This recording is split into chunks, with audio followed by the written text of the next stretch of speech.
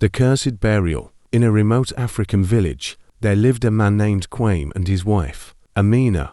They had been married for many years, but their love had grown cold. Kwame became suspicious of Amina, believing she was unfaithful, though he had no proof. Consumed by jealousy and anger, Kwame decided to take matters into his own hands.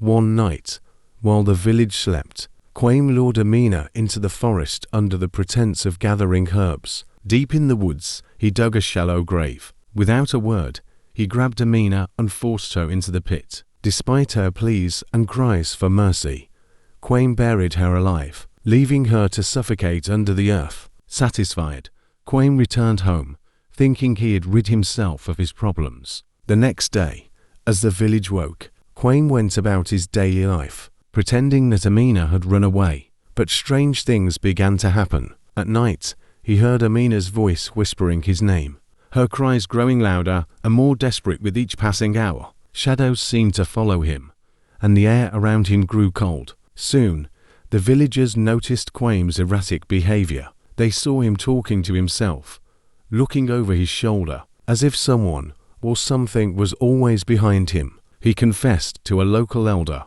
who revealed a chilling truth. In their land, the earth itself was sacred, and those who buried the innocent unjustly would be cursed. Desperate to escape his torment, Kwame returned to the forest to dig up Amina's body, hoping to give her a proper burial. But when he reached the spot, he found the grave empty, the earth undisturbed as if nothing had ever been buried there. As Kwame stood in shock, the wind whispered her name, and he felt a cold hand touch his shoulder. In the darkness, he turned to see Amina standing before him, her eyes filled with sorrow and vengeance. She had become a spirit, bound to the earth, a soul seeking justice. Terrified, Kwame fled, but no matter where he went, Amina's spirit followed. The villagers found him days later, delirious and haunted, muttering Amina's name until his last breath. The story of Kwame and Amina became a cautionary tale in the village, a reminder that the earth remembers, and the spirits of the wronged will never rest.